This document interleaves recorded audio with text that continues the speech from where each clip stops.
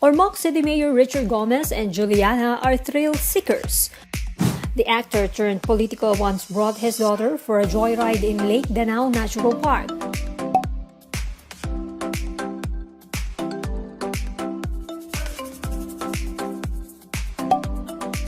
In one of his site visits, Gomez had Juliana accompany him. They went to Barangay Dolores where a playground will be set up.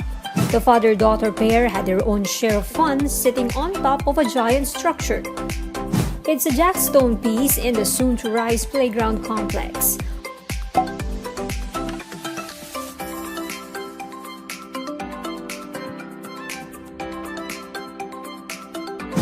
On Instagram, Juliana posted this sweet comment to her dad.